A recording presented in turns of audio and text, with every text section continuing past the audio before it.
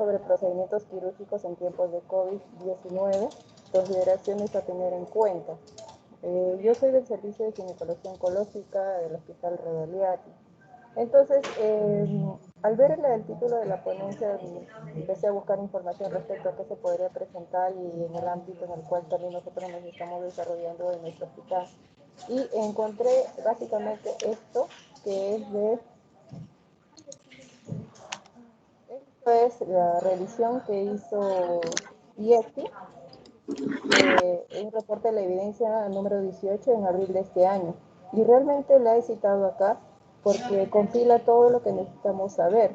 Ellos han hecho estas recomendaciones, no es una guía, como ellos mismos lo dicen, no es una guía, son recomendaciones para realizar procedimientos quirúrgicos en el marco de la pandemia por COVID-19.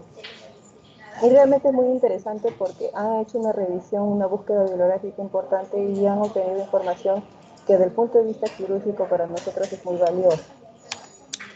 Está en la página web del seguro, la cual la pueden bajar también para si en caso necesitan información adicional.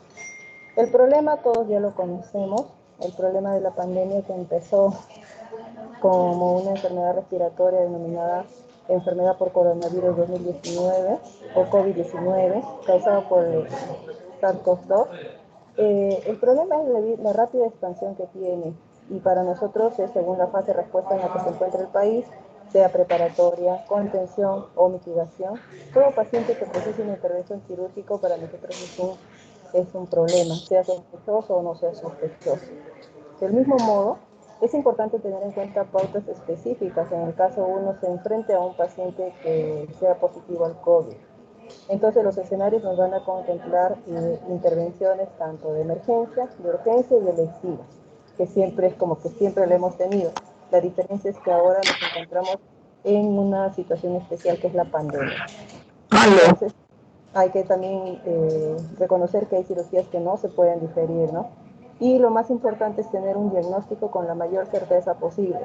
Un diagnóstico que me indique a mí que debo entrar a sala de operaciones o que no debo entrar a sala de operaciones.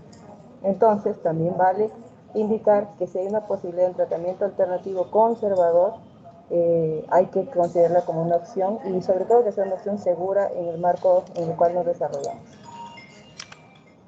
¿Cuáles fueron los objetivos de esta revisión? Los objetivos de esta revisión, o una recomendación, esta recomendación se desarrolló en función a darnos una respuesta o a darnos alcances o una guía, entre comillas, de cómo poder actuar en este momento de la pandemia en nuestro hospital. Entonces, brindar recomendaciones clínicas para realizar procedimientos quirúrgicos en el marco de la pandemia por COVID-19. La población a la cual se va dirigido esto es el personal de salud que participa en las intervenciones quirúrgicas de pacientes en el marco de la pandemia. Se hizo una revisión grande y se separaron aproximadamente 20 artículos, de los cuales se puso criterios de inclusión como que primero tengan una metodología adecuada, que hablen o que incluyan la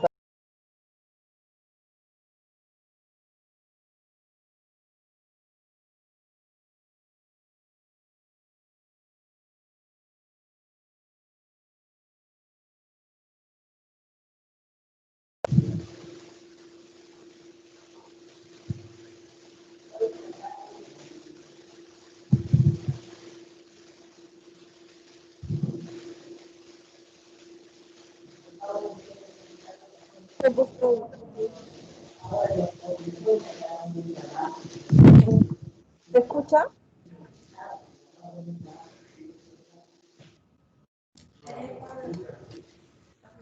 Quiero ver. Mucha ruido, deficiente. Un segundito, estamos viendo la pantalla. ¿Se escucha? Sí, pero hay un ruido de fondo, como que están conversando, moviendo cosas. Ah, bueno, aquí no es, aquí no es.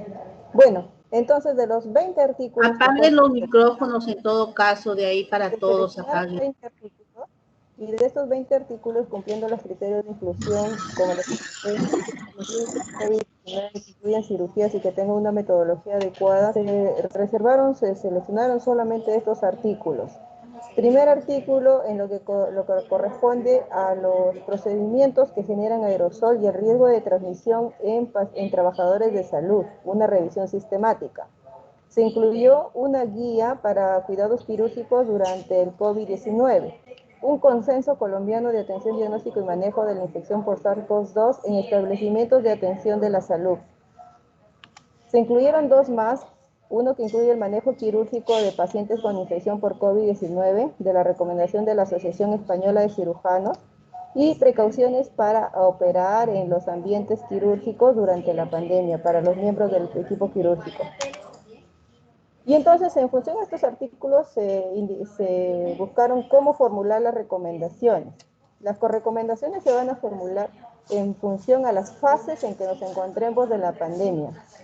En la priorización quirúrgica del 1 al 5, en el manejo de pacientes quirúrgicos, en los protocolos de actuación en el área quirúrgica y las recomendaciones específicas por especialidades. En este punto no vamos a dar mayores detalles porque la indicación es de que se haga lo mínimo necesario sin poner en riesgo al paciente. Entonces esto va a depender de cada servicio, ¿no? De cirugía, oncología, traumatología. Hay que conocer cómo se transmite el virus. El virus se transmite en tres formas: por contacto, por las llamadas droplets o gotitas respiratorias gruesas, por dobles o respiratorias finas, también denominadas aerosoles o transmisión aérea. Este es el mecanismo más relacionado con las intervenciones quirúrgicas, es donde nos tenemos que enfocar desde el punto de vista quirúrgico. ¿Y cómo se disemina el virus? Los PGA son los procedimientos generadores de aerosoles. Los procedimientos generadores de aerosoles tenemos que conocerlos para saber si estamos en riesgo o no de adquirir esta infección.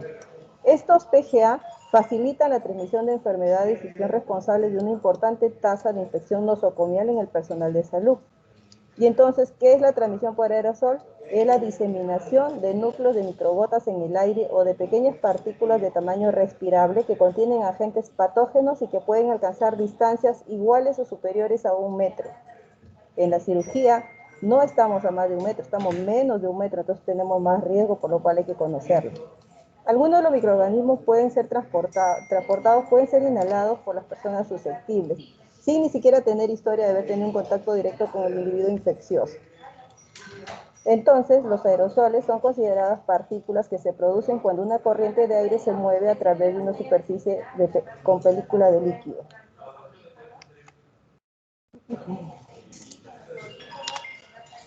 Esta es una clasificación de la Sociedad Colombiana de Cirugía, de la Asociación Colombiana de Cirugía, que nos va a clasificar a los procedimientos generadores de aerosoles en dos grupos: aquellos procedimientos generadores de aerosoles dentro del quirófano y aquellos procedimientos potencialmente generadores de aerosoles.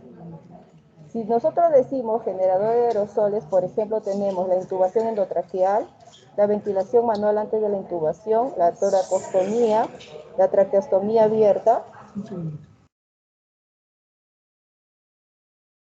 Potencialmente generadores tenemos la succión antes y después de la intubación, la ventilación manual después de la intubación, la inserción de una sonda gástrica, las actividades en las cuales se desconecta el sistema ventilatorio. Esta tabla es una continuación de la anterior. Y dentro de las potencialmente generadoras, todas las cirugías, tanto laparoscópicas como abiertas, en especial si requieren el uso de electrocirugía o electrobisturí. Fuera del quirófano vamos a tener los que causan aerosoles y los potencialmente generadores de aerosoles. Los que generan son la intubación endotraqueal o extubación, ventilación no invasiva, ventilación oscilatoria, la cánula nasal de alto flujo, la broncoscopía, la ventilación manual antes de la intubación, la traqueostomía, la toracostomía, las intervenciones en servicios de urgencia, en trauma shock, toracotomía, sutura de herida penetrante, soplante, cuello, tórax, procesos con uso de succión fenestrada. Hasta la misma necropsia es considerada como un procedimiento generador de aerosoles. Dentro de los que son potencialmente generadores tenemos el tratamiento con nebulizador, la obtención de muestras con esputo, las compresiones torácicas, la endoscopía gastrointestinal superior e inferior, considerada un potencial generador de aerosoles. Los procedimientos endoscópicos, no endoscópicos, la extracción de cuerpo extraño, el ecocardiograma, la inserción de una sonda nasogástrica, actividades que se dan en la UCI, trabajo de parto y atención de parto también son considerados. Entonces, como les digo, esta revisión es muy interesante porque cosas que podemos hacer de manera rutinaria en el área donde nos desarrollamos, estamos realmente expuestos, ¿no?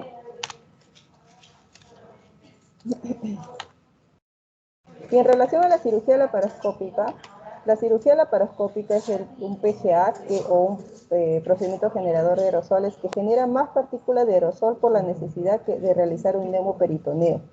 El uso de la energía también aumenta el riesgo. El aerosol de baja temperatura que genera el armónico no inactiva los componentes celulares. La apertura de las válvulas también nos pone en riesgo y la extracción de piezas quirúrgicas que generan más neumoperitoneo también, ¿no? También cuando estamos en el in situ en la cirugía, también tenemos momentos en los cuales podemos estar expuestos y miren la cantidad de las partículas. Por ejemplo, el electrocauterio produce partículas de 0.07, menores a 0.01. La ablación con láser de 0.3 y con bisturí armónico 0.35 a 6.5. Y conforme va su tamaño, mire el ingreso, la orofaringe, vías aéreas y parénquima pulmonar. ¿Ya? Entonces, vamos a ver que tenemos, por ejemplo, la máscara quirúrgica protege 5 micrómetros, la máscara de alta filtración 0.1, pero estamos expuestos si nosotros no nos cuidamos, ¿no? Se considera que la mejor práctica para mitigar la posible transmisión infecciosa entre procedimientos abiertos, laparoscópicos y endoscópicos es utilizar un enfoque combinado que idealmente incluya filtración, ventilación adecuada de la sala, el uso de elementos de protección personal apropiados y los dispositivos de evacuación de humo con un sistema de succión y filtración.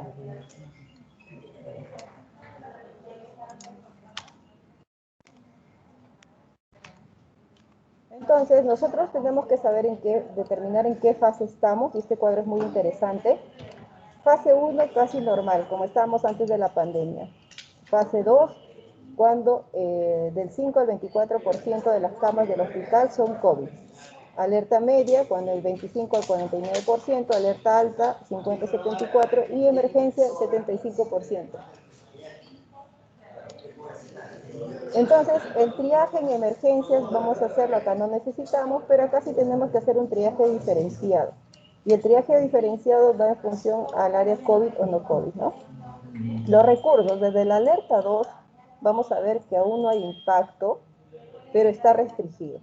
Solo emergencias oncológicas, electiva prioritaria que no se puede retrasar y es una alerta amarilla.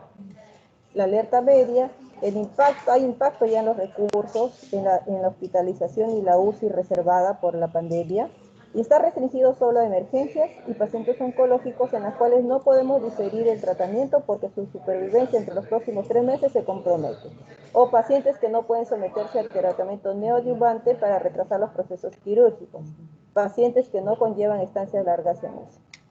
El alerta 4 o alerta amarilla también tenemos del 50 al 74% de camas ocupadas y hay impacto en los recursos, tanto profesionales como camas UCI, y solo se restringe a emergencia. Y la fase o el escenario 5, tenemos que hay impacto clave en los recursos, ya no solo profesionales de camas, sino también los recursos quirúrgicos y medicamentos, ¿no? Entonces, se restringen las emergencias, pacientes que no pueden sobrevivir si la cirugía no se realiza en unas pocas horas. Entonces, nosotros hemos empezado tanto de la fase 2 hasta lo que es la fase 4. En lo que es cirugía, aún todavía no estamos en esta fase, pero creo que si seguimos así podemos llegar a eso, ¿no? En el área de oncología hemos operado, estamos operando pacientes que reciben quimioterapia neoadyuvante, que la cirugía es determinante en su evolución. Hemos operado emergencias, sangrantes, la cirugía que más hemos operado es cáncer de mama.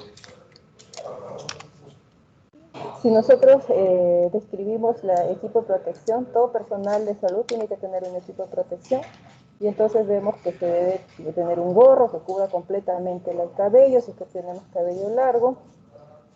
reduce las molestias, sudoración del cuello. Tenemos que tener un respirador tipo N95, ya se saben las características de cada respirador. Se dice que no se debe utilizar respirador sin válvula. ¿Por qué? Porque no protege al paciente, ¿no? Entonces, si se usara, hay que usar una protección adicional, tipo una máscara simple, ¿no? Lentes o protectores faciales es fundamental. Al realizarse un procedimiento es fundamental cubrirse los ojos de pantalla completa. No protege los aerosoles, pero es necesario cuando existe riesgo de salpicaduras, ¿no? Es una alternativa a usar gafas protectoras o colocarse sobre ellas alguna protección.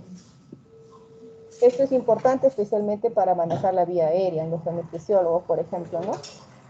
Un mandilón descartable, guantes de látex, calzado exclusivo para la zona o cubre zapatos.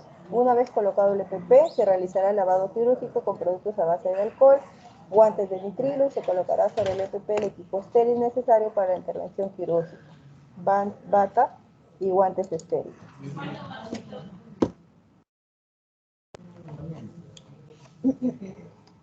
Perdón. Entonces, este es un algoritmo que tiene también la recomendación de IECSI y habla que durante la pandemia, ¿qué hacemos? El plan de contingencia, primero nos ubicamos donde estamos. Por ejemplo, si estuviésemos en la fase 3, vamos a tener que priorizar nuestra intervención quirúrgica. ¿Y cómo la priorizamos? En base a este cuadro. Cada especialidad tiene sus prioridades y realmente son bastantes para lo que nosotros creemos que puede ser la cirugía. Por ejemplo, peritonitis, hemorragia que no responde al control endoscópico, la apendicectomía que se complica, el traumatismo intraabdominal que no responde a manejo conservador, el drenaje poco séptico, la perforación en cirugía orofacial, hemorragia,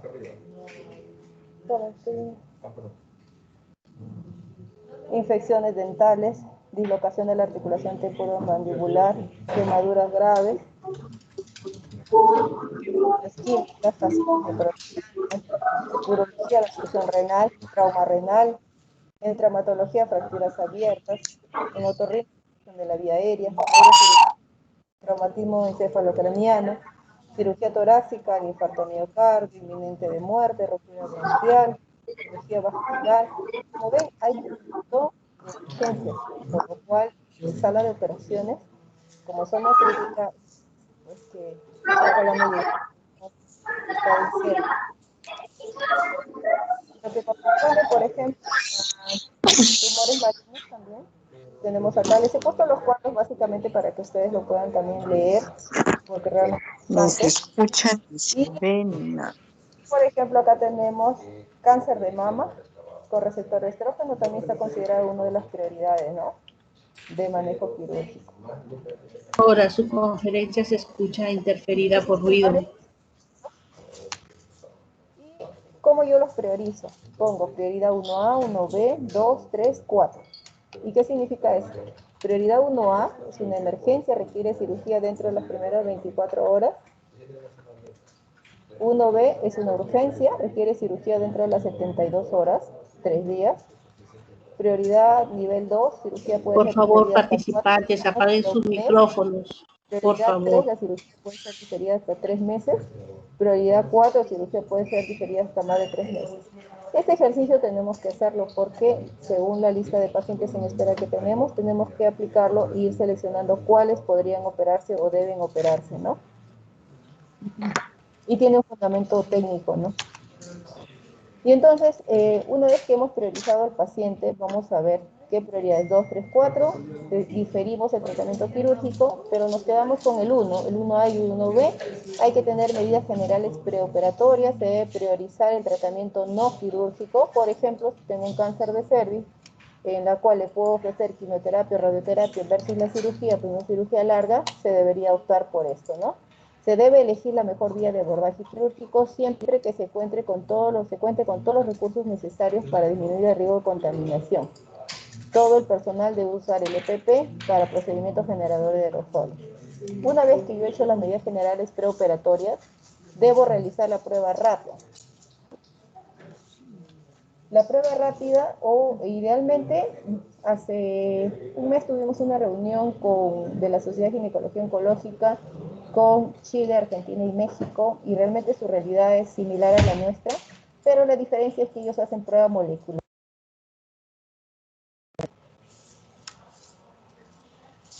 Entonces hacen prueba molecular, nosotros acá hacemos prueba rápida. También se hace prueba molecular cuando en algunos casos se necesita, pero generalmente entramos con prueba rápida. Si el resultado es positivo, se establece caso sospechoso confirmado de COVID, se dan las medidas postoperatorias, se plantea si de repente la cirugía se puede esperar o no. Si no se puede esperar, tiene que operarse. El manejo postquirúrgico con inclusión cuidadosa del tratamiento para el COVID según los protocolos institucionales sectoriales.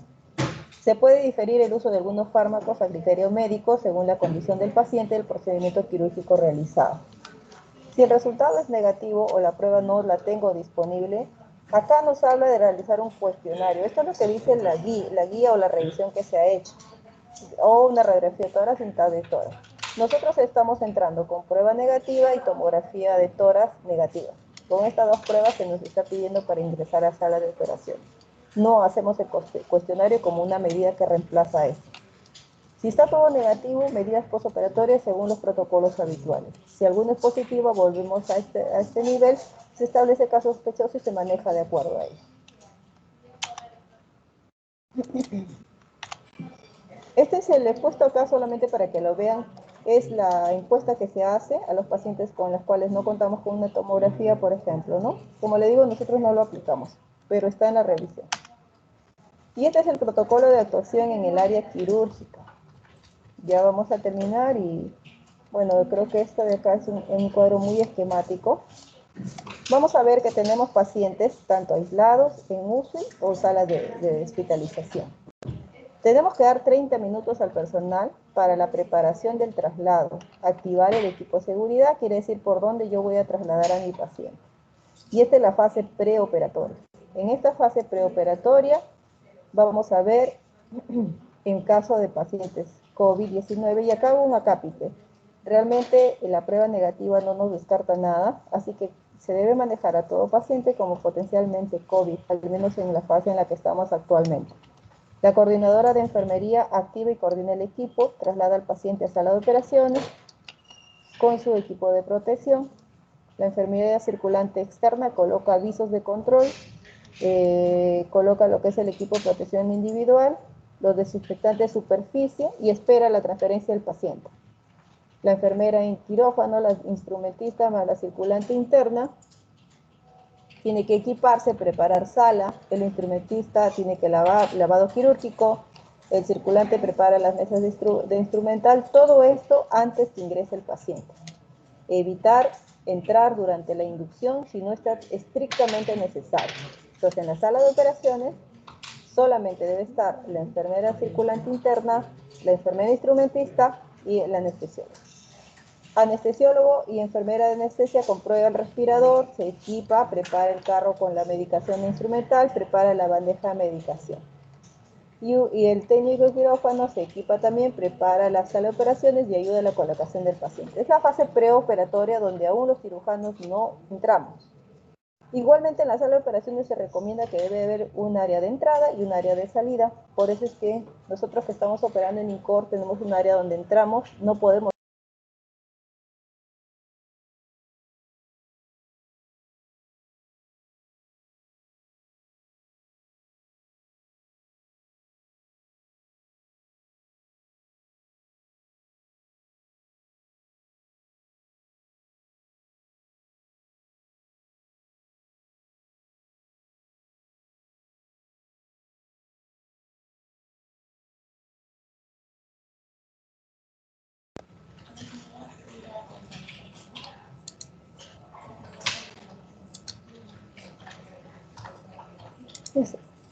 En la fase intraoperatoria se requiere presencia mínima del personal en quirófano durante la intervención.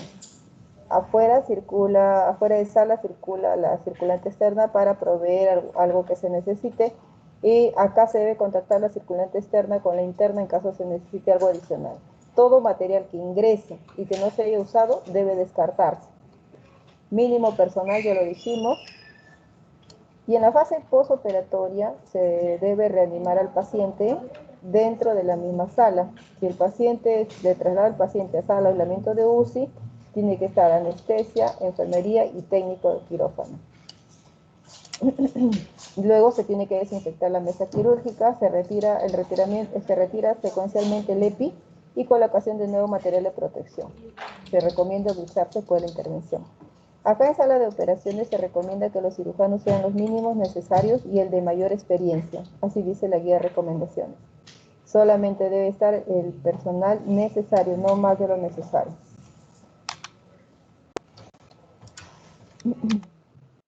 Y esto es como para concluir qué recomendaciones se puede dar en respuesta quirúrgica al COVID-19. Primero, la protección del personal es importante. Mínimo número de profesionales de la salud en la sala quirúrgica. Todos con equipo de sala quirúrgica deben estar con EPP. Racionalización de servicios, diferir aquellos casos selectivos que puedan esperar 3 meses o 4 meses con una recomendación. Reducir el contacto con mínima cantidad de personas, igual, no puede haber visitas en la sala de hospitalización, cercanos a las consultas también. Reuniones virtuales, se prefiere la teleconsulta. En lo que corresponde a la laparoscopía, baja evidencia sobre el riesgo. Según esta revisión, esta recomendación, la evidencia es baja sobre el riesgo que tiene en cirugía mínimamente invasiva. Se ha comprobado sí sus beneficios en la estancia y menores complicaciones, pero se debe contar con dispositivos adecuados para filtrar el CO2, con filtros de presión negativa. Y si no se cuenta, pues aún no hay evidencia de que tampoco esté a favor, ¿no? Minimizar el uso de dispositivos de energía. Y medidas prácticas, el consentimiento informado sobre el riesgo. Paciente que ingresa con prueba negativa no significa que no lo tenga, entonces debe hacerse firmar un consentimiento informado sobre el riesgo de adquirir el COVID-19 durante su estancia hospitalaria.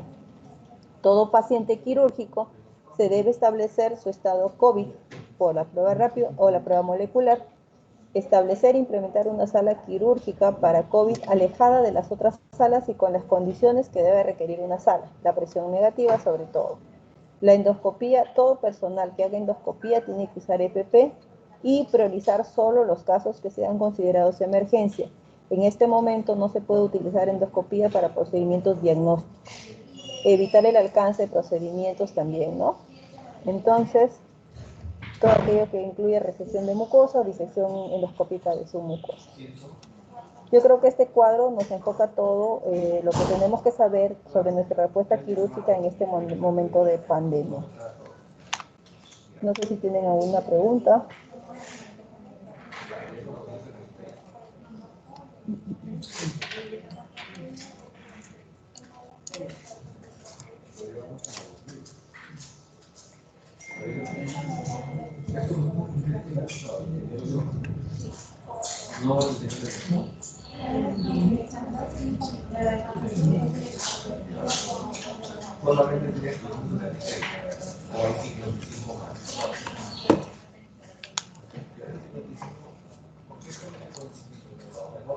¿Listo? ¿Tienen alguna pregunta? No las escucho. Estimados participantes, muchas gracias, Como les doctora dije, esta Aguilar. información la pueden bajar desde el portal de IEPSI. Ahí está el compendio completo de toda la información que les he mostrado ahora.